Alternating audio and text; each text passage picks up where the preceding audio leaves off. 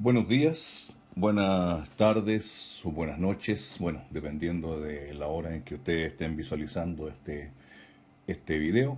Les doy la bienvenida a esta cuarta parte de la temática relacionada con cartografía náutica.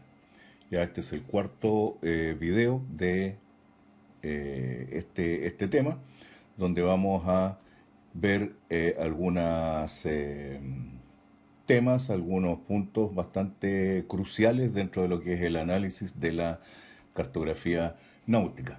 Es así que en esta ocasión vamos a ver el tema de las sondas propiamente tal, las zonas intermareales, los beriles, líneas de costa, rocas, obstrucciones, instalaciones, fondeaderos, naufragios, esquema de separación de tráfico, áreas, corrientes y otros.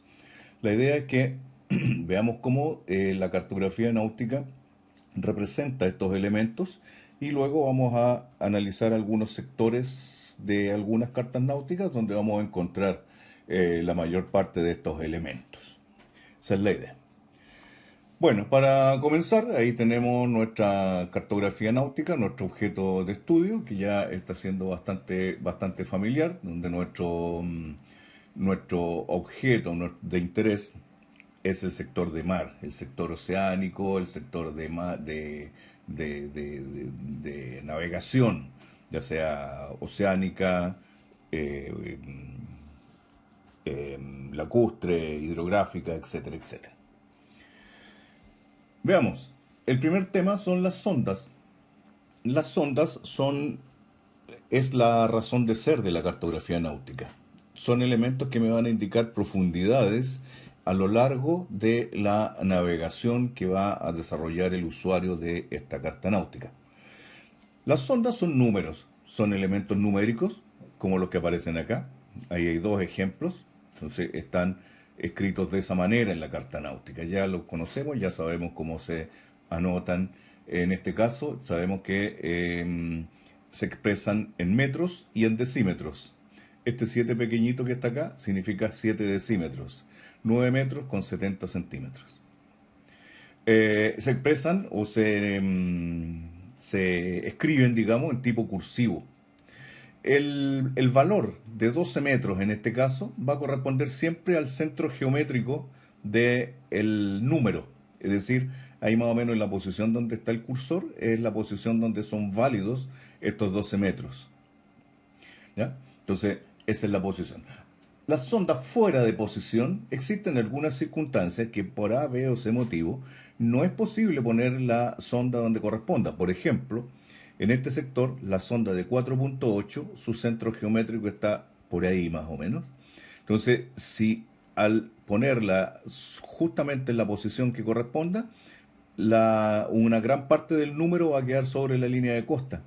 ¿Ya? O va a quedar interrumpido por esta línea. Por lo tanto, no va a ser posible poner esa sonda. Entonces, cuando la sonda es importante, se pone de esta manera. Se pone un punto y la sonda se escribe entre paréntesis. Lo mismo acá. También la sonda está fuera de posición. Está entre paréntesis y se señala cuál es la posición verdadera. Y aquí hay otro ejemplo donde se señala incluso cuál es la posición verdadera. Se señala con una línea. ¿Ya? Sonda mínima en un sector específico. Cuando, por ejemplo, se tiene un sector, un canalizo, un área bastante estrecha, donde es importante señalarle al navegante cuál es la profundidad mínima que tiene en este sector. Sin embargo, dado lo estrecho del paso, no me permite escribir el número completo. Entonces se pone en un sector adyacente, aquí sobre tierra, siempre entre paréntesis. ¿Ya? Una sonda sin fondo se grafica con este gorrito que tiene acá, una línea y un punto, y el número del último valor capturado. Esto puede ser producto de algún tipo de anomalía, algún tipo de sensor específico que se haya utilizado y que a lo mejor no haya capturado la información suficiente. En realidad hay miles de motivos, pero cuando se estima que esta profundidad se tomó, sin embargo, hay mucho más fondo que capturar, entonces se utiliza esta simbología. No es muy utilizado de todas maneras, pero por si ustedes lo ven en alguna parte por ahí, sepan que equivalen a sondas sin fondos. También tenemos las sondas de poca fiabilidad. Son exactamente iguales a los anteriores, pero el tipo es derecho, no son cursivas. Cuando yo utilizo estas sondas que van en tipo derecho, cuando no tengo la confianza suficiente en cuanto al origen de esta sonda. Por ejemplo, pueden haber sectores que no fueron parte del levantamiento hidrográfico, pero que yo lo podría rellenar con sondaje antiguo, por ejemplo, de alguna cartografía vigente o de algún levantamiento antiguo, etcétera, etcétera. Yo la voy a escribir en tipo derecho. ¿Para qué? Para que el navegante sepa que estas sondas pueden tener algún grado de incertidumbre en cuanto a su origen. Finalmente tenemos las sondas negativas. Las sondas negativas es un concepto bastante etéreo, bastante poco, poco difícil de comprender, ¿ya? Y se presenta en unos sectores como los que yo les estoy mostrando acá. Las sondas negativas son estos números que están aquí. El T0,9, por ejemplo, es una sonda negativa porque tiene esta línea debajo. El T5 metros 40 tiene una línea en el metro, en los 5 metros. Esta es una sonda negativa. Acá también hay sondas negativas. Todas las que tienen estas líneas abajo son sondas negativas y generalmente son parte de las zonas intermareales. Las zonas intermareales tienen sondas negativas. O sea, no hay otra zona de la carta donde hayan sondas negativas. Son solamente en las zonas intermareales. ¿A qué se refiere lo de las zonas intermareales? Vamos a ver un pequeño esquema que preparé para tal efecto. Bueno, antes que nada, una nota importante. Mayor valor de sonda implica mayor seguridad a la navegación. Pensemos, por favor, que el navegante con su embarcación se va a sentir más cómodo teniendo más agua debajo de él. Es decir, una sonda de 100 metros es absolutamente segura porque hay 100 metros de agua entre la embarcación y el fondo marino. Y el navegante se va a sentir seguro con esa sonda de 100. Sin embargo, los sectores más peligrosos para la navegación son los de poca profundidad. Si el mismo navegante tiene bajo su embarcación solamente 5 metros, 3 metros, 2 metros, la verdad que está en un sector bastante peligroso y el navegante ya va a estar algo intranquilo, ¿ya? Entonces, es importante tener esa visión. La sonda, mientras menor valor tenga, más peligrosa es para la navegación, ¿ya? Dicho esto, nosotros tenemos claro por videos anteriores que las profundidades son tomadas por una embarcación. Sin embargo, esta profundidad puede ser tomada en marea alta, como se indica en este caso, o puede ser tomada en marea baja, donde vamos a tener para un sector muy parecido diferentes profundidades. Esto no sería problema si es que no se produce lo siguiente. El navegante va en este sector y toma su profundidad, pero resulta que él lo está haciendo en marea alta. Si lo hubiese hecho en marea baja, no hubiese podido llegar hasta este sector. Entonces, ahí es donde se produce una cierta incompatibilidad entre el valor de la sonda tomada y el valor que se puede encontrar en algún momento el navegante. Por ejemplo, aquí va a encontrar una sonda de 3 metros, pero si al día siguiente viene por acá y resulta que está en marea baja, ni siquiera va a poder llegar donde están los 3 metros. Entonces, es por eso que se produce lo que se denomina la reducción de sondas. Se establece un nivel de reducción de sondas, que es un cero artificial, que es más bajo incluso que la más baja marea, y a partir de ahí es donde yo voy a tener el cero de las sondas. Independientemente de que el valor haya sido tomado desde la marea alta o desde la marea baja o cualquier intermedio, El cero de las sondas va a estar referido a este nivel, que es mucho más bajo. Por lo tanto, el valor de la sonda, de la carta, va a estar mucho más cercano a una sonda peligrosa, y que al final es la idea de no darle al navegante una falsa seguridad. Aquí se le está entregando el valor más crítico posible. ¿Ya? Entonces, este es el valor de las sondas en la carta. Aquí está el cero de las sondas que están en la carta. Ahora, ¿qué ocurre en este sector? Este sector donde en algún momento se tomaron sondas, pero resulta que en algún momento del día esto está sin agua.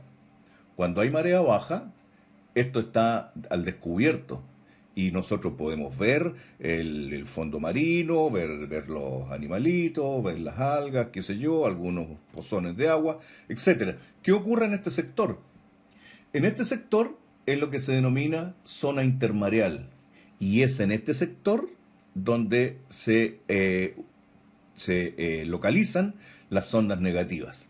Por eso, cuando uno encuentra en una cartografía náutica sondas negativas, corresponden a este sector. Es un sector donde en algún momento del día está con agua y en otro momento del día está sin agua. ¿Ya? Evidentemente no es apto para la navegación. ¿Ya? Por ejemplo, aquí hay unos dibujitos respecto de lo que es la zona intermareal. Acá tenemos una zona costera cualquiera, que está en baja mar, fíjense, el agua llega hasta allá, hasta a lo lejos. Sin embargo, 2 horas después, la marea está subiendo. 4 horas después, la marea sigue subiendo. 6 horas después, estamos en la alta mar o la pleamar. 6 horas, fíjense, está todo absolutamente cubierto. 8 horas, ya la marea empieza a retroceder nuevamente. 10 horas, retrocede nuevamente. Y a las 12 horas, vuelve a estar en marea baja. ¿Ya? De nuevo, ahí está la baja mar, 2 horas, 4 horas, 6 horas, que es la pleamar, la marea alta. En este momento, por ejemplo, podría venir una embarcación menor a tomar en este sector las profundidades y perfectamente va a obtener datos de profundidad. Sin embargo,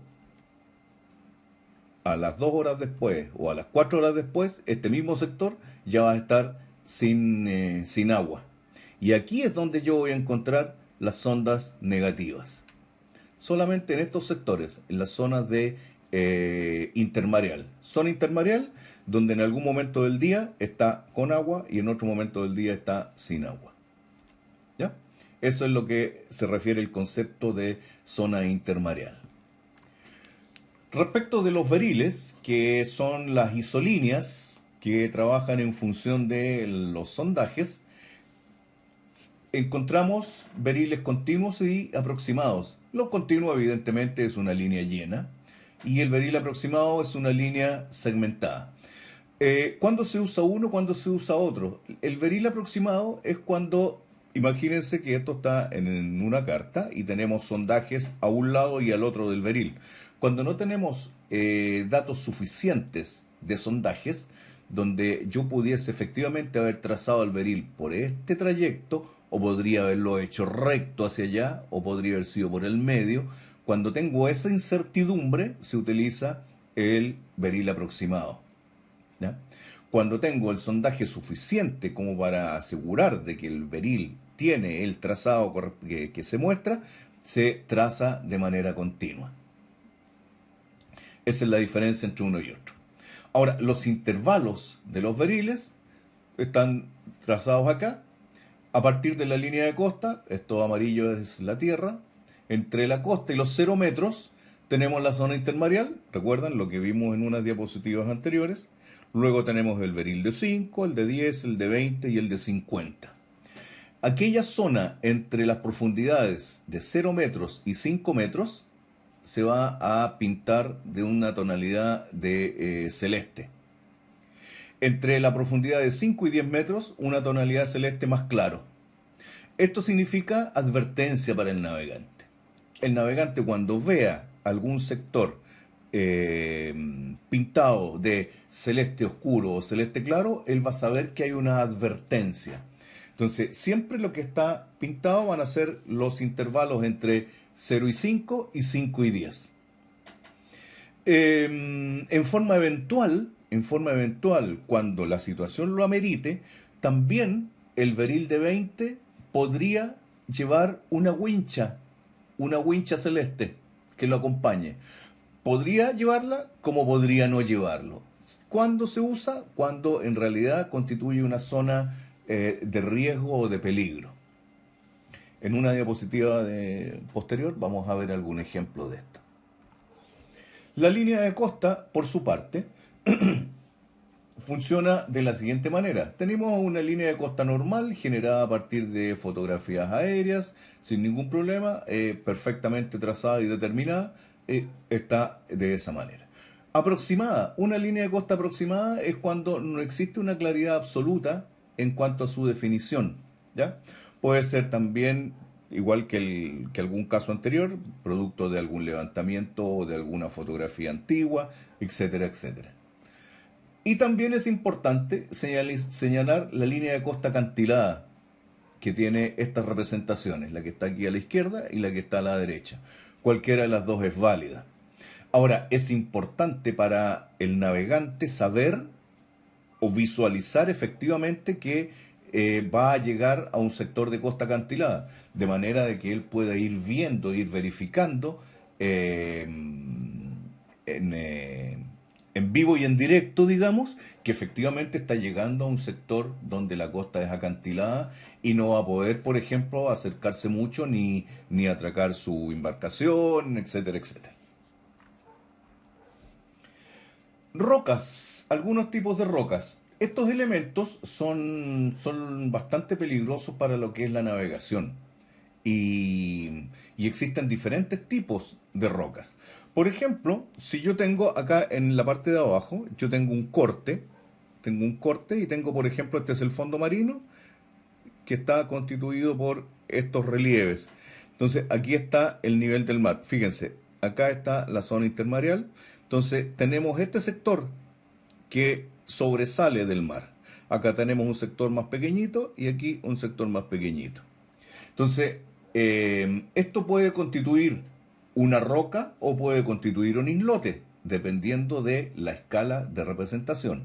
Por ejemplo, si yo lo puedo representar como un contorno, como una isla, un islote, lo voy a representar de esta manera. Incluso le puedo poner el valor más alto de cota de este islote.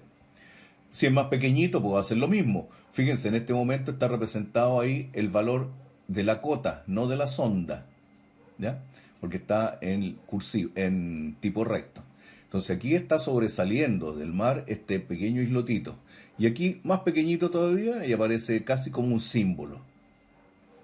¿Ya? Entonces esa es una roca o islote que siempre va a estar visible y con su altitud referida al nivel medio del mar.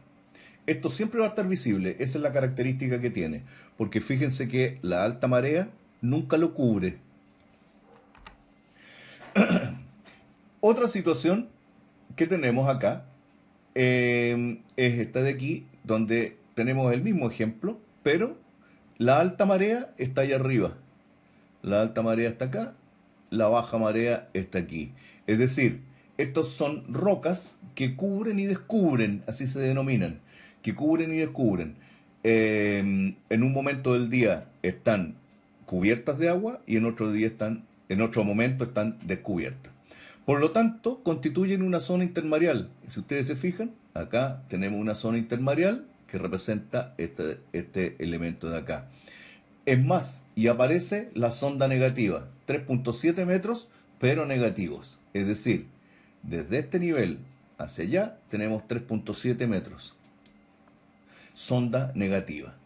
Para este sector de acá, misma cosa, se representa por un puntito y el valor de la sonda al ladito afuera con el signo negativo y el de sonda negativa.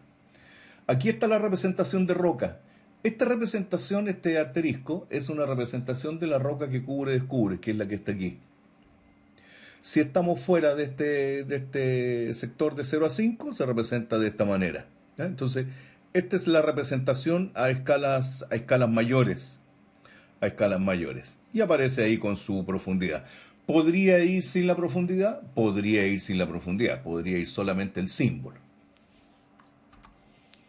Otra representación de roca son las rocas a flor de agua que se llaman, que son rocas que están siempre a ras de la superficie del agua y se representan por esta simbología.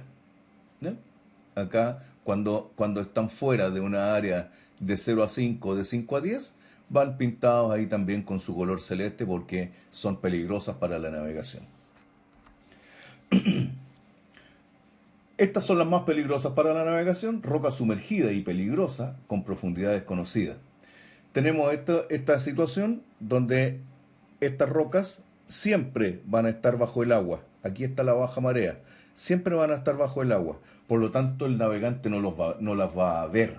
Y eso en realidad es lo más peligroso que el navegante puede encontrar cuando está navegando. Encontrarse con una roca que él no tuvo ningún indicio de que existiera. Por lo tanto, la única manera es ponerla en la carta. ¿Y cómo se pone en la carta? De esta manera. ¿Ya? Aquí está dentro del área de 0 a 5 y aquí está más allá del área de 0 a 5. También las rocas se pueden identificar con la profundidad. Por ejemplo, tenemos una calidad de fondo R, que significa roca, y la profundidad de 35 metros. Evidentemente, una roca a 35 metros no constituye un peligro para la navegación, pero siempre es bueno indicárselo al navegante.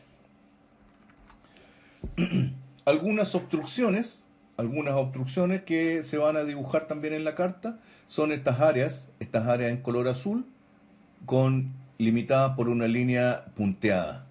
Puede ser adyacente a la costa o pueden ser en forma aislada en el medio de un canal o en el medio de la bahía, etcétera, etcétera. ¿Ya? Entonces, estas son líneas de peligro.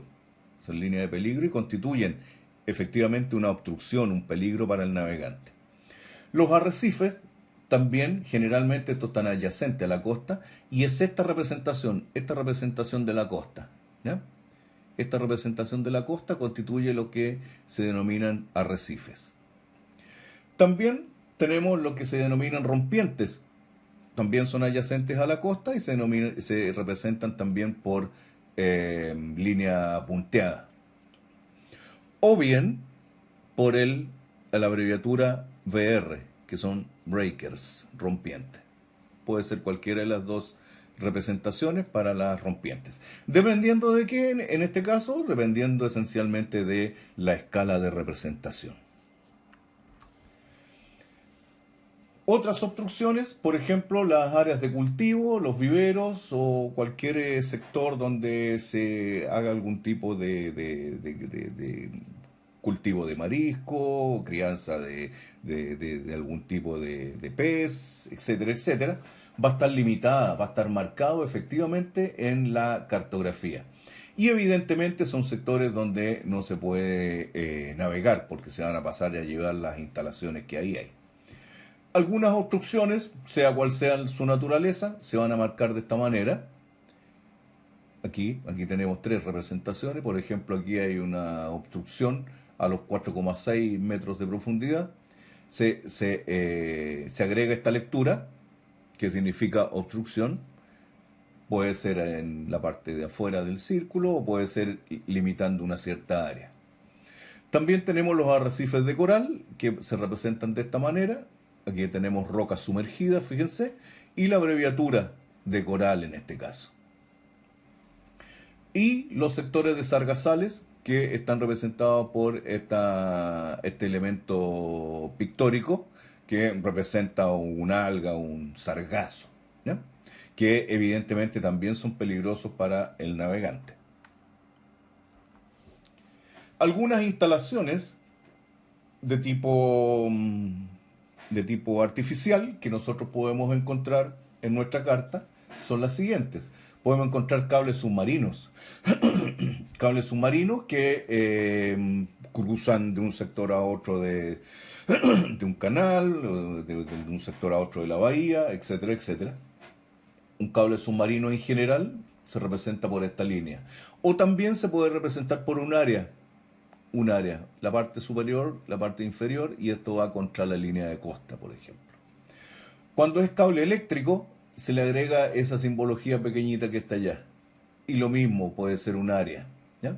Puede ser un elemento lineal o un elemento areal. También existen las representaciones de tuberías o cañerías. Aquí tenemos, por ejemplo, cañerías submarinas que pueden ser de suministro o de descarga. Estos que están en color rojo son de suministro y las que están en color negro son de descarga, ¿ya? Generalmente va el elemento sin su descripción, pero se le puede agregar ahí el tipo de elemento que conducen, ¿ya?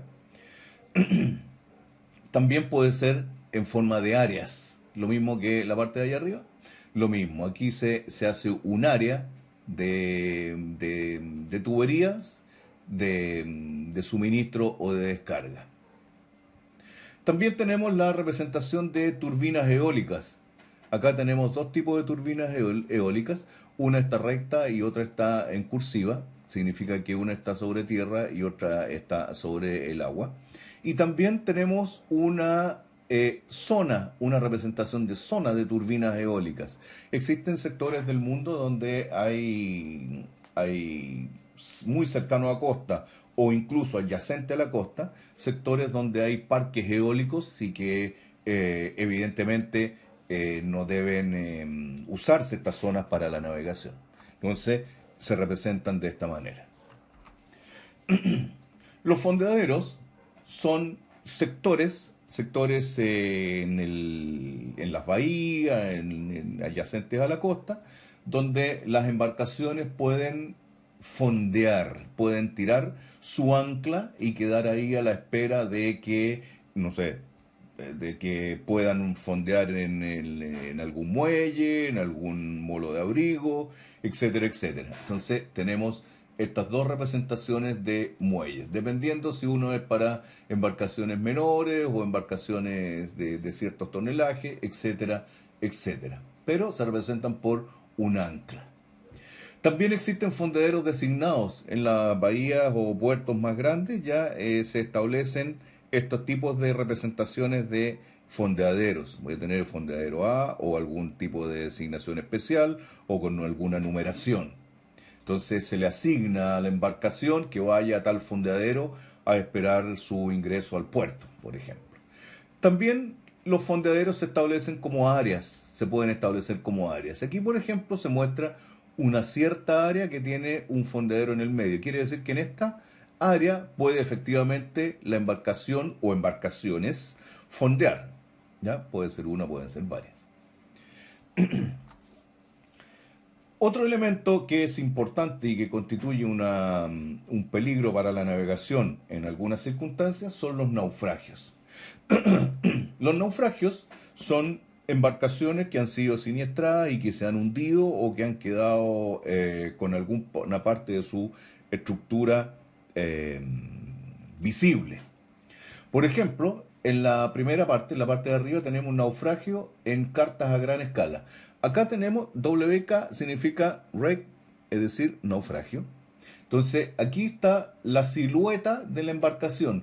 ¿Cuándo se utiliza esta simbología? Cuando efectivamente, a partir de la fotografía aérea o del sondaje o de algún tipo de documento, es posible trazar o dibujar el contorno de la embarcación que está hundida.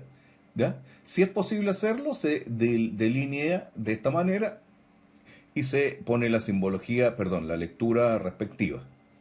Puede ser, y se le asigna el color de tierra. ¿Ya? Puede ser aquí en una zona intermareal o puede ser en una zona de 0 a 5 o de 5 a 10. ¿Ya? Entonces, esto implica necesariamente que yo pueda dibujar el contorno de la embarcación. Cuando evidentemente la escala no me lo permite y estamos en una carta a escala menor, una escala media o pequeña, ya no voy a poder efectivamente dibujar el contorno. Entonces voy a utilizar estos tipos de simbología, los que están acá en la fila del medio. Cuando, cuando la embarcación hundida se encuentra parcialmente sumergida y se visualiza gran parte de su estructura, entonces se utiliza esta simbología. Cuando no se visualiza la estructura, pero sí está en un sector de peligro que puede constituir, por lo tanto, un mayor peligro al navegante, se representa de esta manera. Entonces aquí estoy en una área de profundidades seguramente entre 0 y 5 y 5 y 10 metros. ¿Ya? Cuando las profundidades ya son mayores, estamos hablando de 50, 100 metros, ya que no son peligrosos para la navegación, se utiliza esta simbología que está al lado derecho. Finalmente, en la fila de abajo, naufragio reconocido solo por la profundidad. Acá se sabe que hay un naufragio en cierta posición, pero no se sabe la extensión ni mucho menos.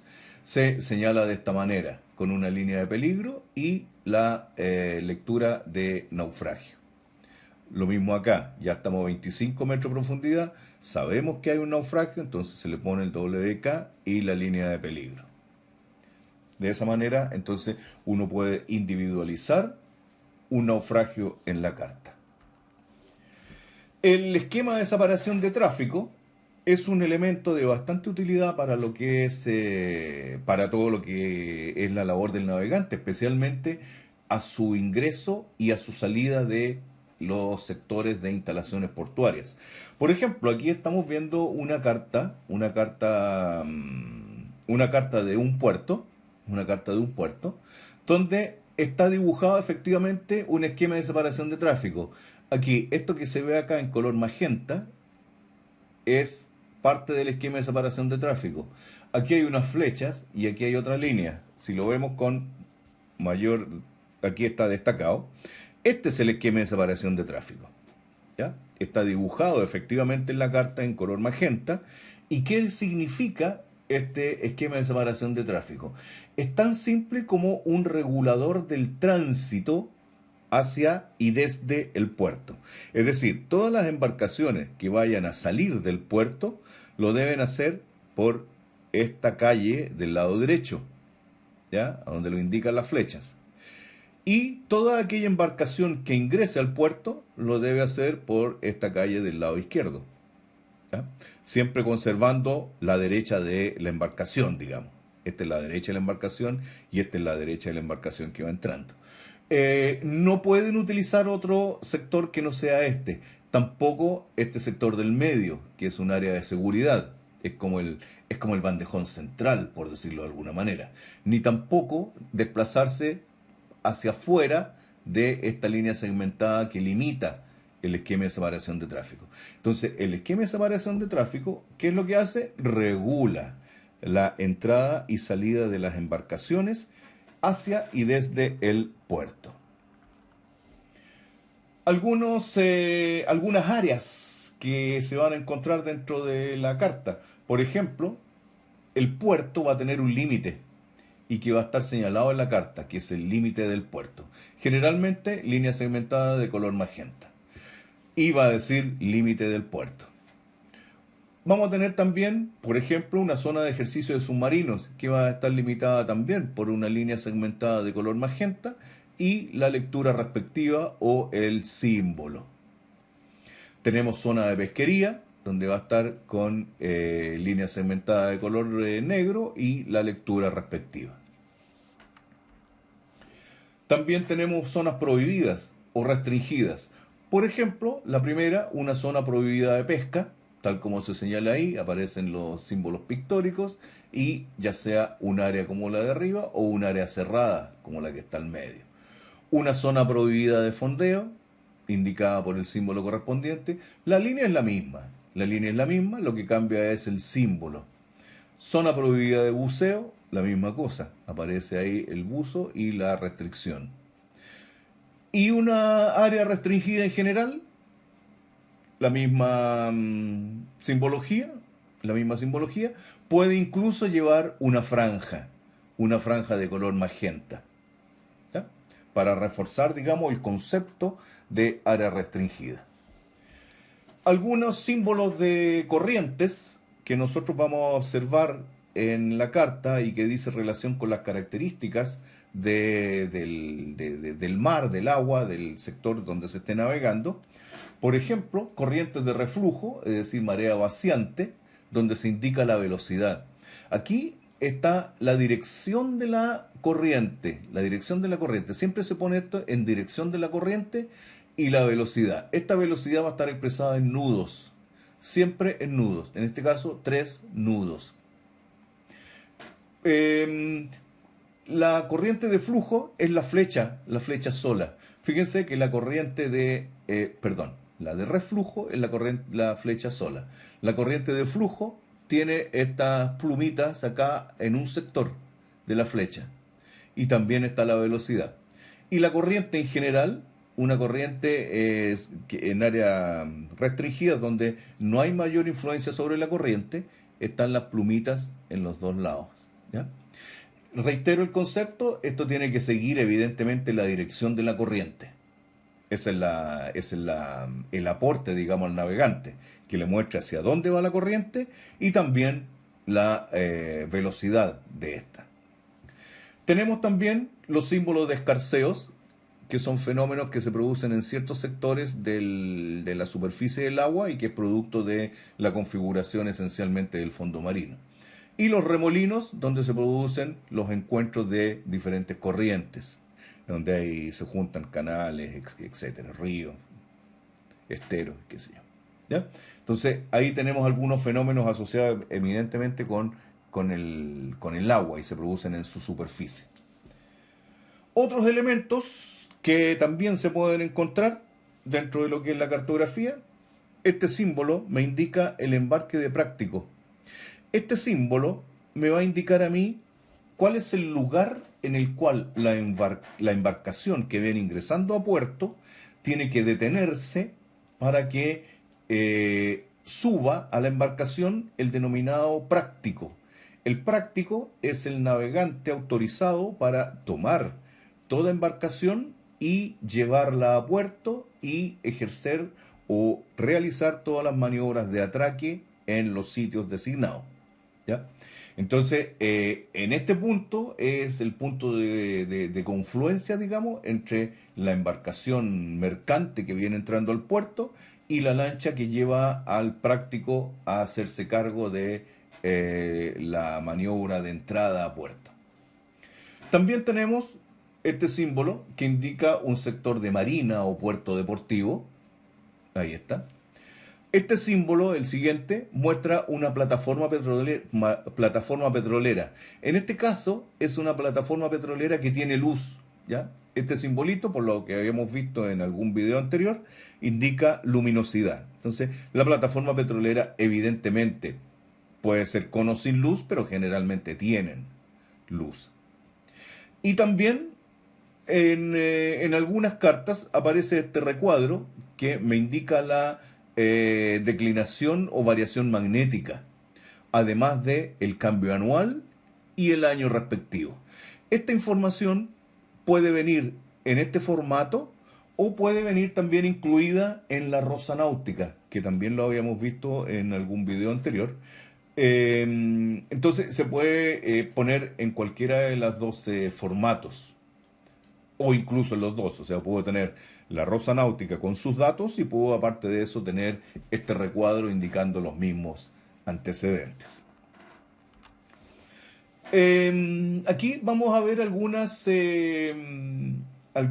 imágenes de cartografía de sectores costeros y vamos a tratar de identificar algunos de los elementos que ya hemos visualizado. Bueno, aquí hay una lista de los elementos que están acá. Por ejemplo, acá este sector verde podríamos decir rápidamente que corresponde a un sector intermareal. Es decir, un sector donde en algún momento toda esta zona está descubierta de agua y en otro momento del día está con agua. Recuerden ustedes que normalmente existen dos mareas altas y dos mareas bajas. Por lo tanto, esa es la variación que hay. Y si ustedes se dan cuenta, aquí al interior tenemos ondas negativas. sondas negativas que van acompañando el color azul. Aquí tenemos claramente zonas intermareales. También tenemos sectores de coloreados de un color azul más intenso, perdón, celeste más intenso, un celeste más suave. Tenemos nuestras sondas con decimales. Acá tenemos hasta 21.5, seguramente en esta cartografía menores de 25 metros seguramente llevan decimales. Ahí están. Entonces, esto significan metros y decimales. También tenemos estos elementos de ayudas a la navegación, que son las boyas y balizas. Y bueno, el sector de tierra generalmente es estándar y se parece mucho a lo que es una cartografía tradicional, una cartografía topográfica. ¿Algún otro elemento? Bueno, veamos la siguiente. Acá tenemos más elementos. Por ejemplo, tenemos aquí, bajo Cuellar, si ustedes se fijan, acá tenemos un sector que está denominado como un bajo, es decir, es un elemento que es peligroso a la navegación, incluso considerando que tiene sondas mayores a 10 metros, mayores a 10 metros. Entonces, como este valor del beril que está aquí es de 20 metros, se le pone, no le puedo yo colorear completo, porque lo que yo coloreo es de 0 a 5, 5 a 10, y como este beril es de 20, lo que hago acá, le pongo una wincha. Por eso tiene esta wincha. Del mismo modo que acá arriba, que tiene una wincha. 20 metros, ¿se fijan? 20 metros con wincha. E indica, por lo tanto, un sector peligroso. ¿Qué otra cosa tenemos acá? Tenemos rocas, fíjense, allá hay una simbología de roca, aquí hay otra simbología de roca. Tenemos también un sector de sargazos, que están adyacentes en este caso a la isla, sector de sargazos que son peligrosos para la navegación. Acá hay más sargazos. Fíjense, el bajo Lara, en este caso el bajo, seguramente el sector que está cerca de la superficie, ha ido acumulando, ha producido que se acumule todo este sector de sargazos. Fíjense que aquí tenemos un fondeadero, en este caso está cerca de los 45 metros, aquí es donde la embarcación puede tirar el ancla y fondear a la espera de las posteriores instrucciones. Fíjense, acá tenemos un número entre paréntesis, 11 y está entre paréntesis. Eso corresponde a la cota de la isla, 11 metros. Si fuese una profundidad, estaría en cursiva y estaría el punto en el agua. ¿Qué otro elemento? Bueno, ahí tenemos más rocas, un sector de una línea de peligro y bueno, y eso. Tenemos, dependiendo de la escala de representación, va a ser cómo se van a representar. Por ejemplo, este islote García, que está acá, probablemente cuando yo haga esta cartografía a una escala más pequeña, ya no pueda representar el contorno y tenga que representarlo con un símbolo a lo mejor como este. Entonces, la representación de los bajos, de las islas, de los islotes, va a estar supeditada efectivamente a lo que es la escala de representación. Sigamos. Acá tenemos otro sector adyacente a la costa. ¿Qué es lo que tenemos acá? Tenemos acá rompientes. Esta línea de puntos que está aquí es una línea de rompientes. Acá tenemos un naufragio que, si bien está muy cercano a la costa, está cubierto, porque si fuese visible sería el otro símbolo, el que mostraba la estructura de la embarcación. En este caso no la muestra, por lo tanto está cubierto. Aquí hay un sector de rocas. Fíjense, acá tenemos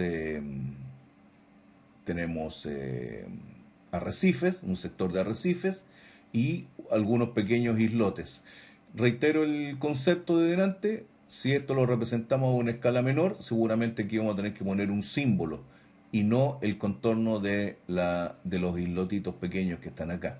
Acá tenemos una representación de cañerías submarinas, ¿se fijan? Acá y allá también, cañerías submarinas. Tenemos un fondeadero designado en este caso, que este es el fondeadero número 1.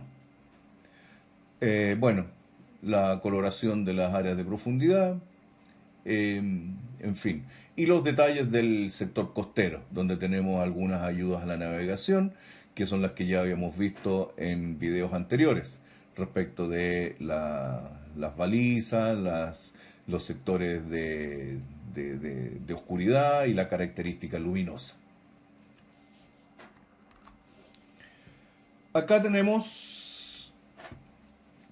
por ejemplo, una rosa náutica que tiene sus datos de variación magnética, de cambio anual y el año respectivo, que también puede ir, como lo habíamos visto, en un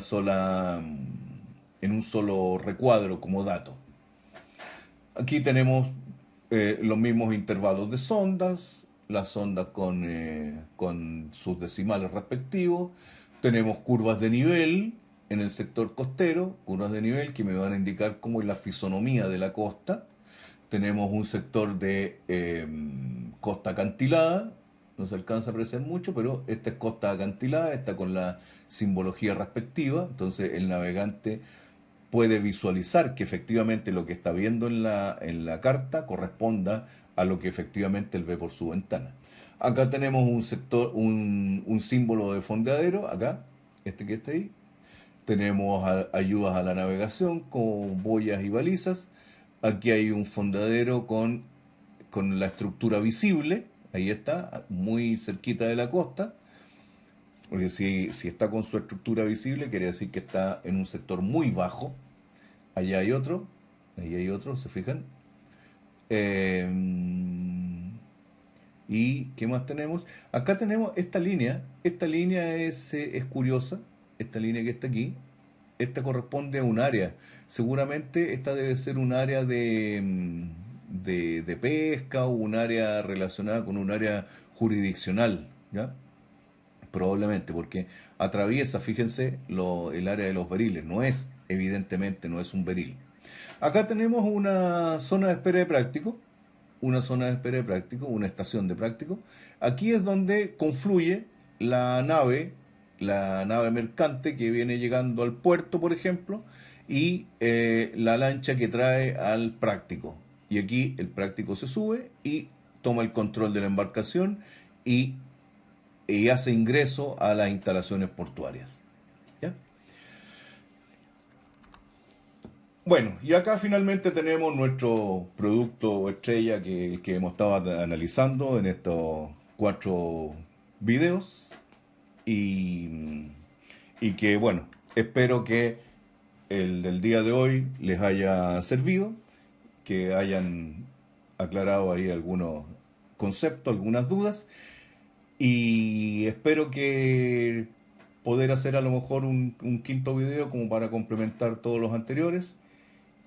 Eh, y eso, espero que lo hayan disfrutado tanto como yo y cualquier cosa ya saben dónde encontrarme y que estén muy bien, cuídense, chao.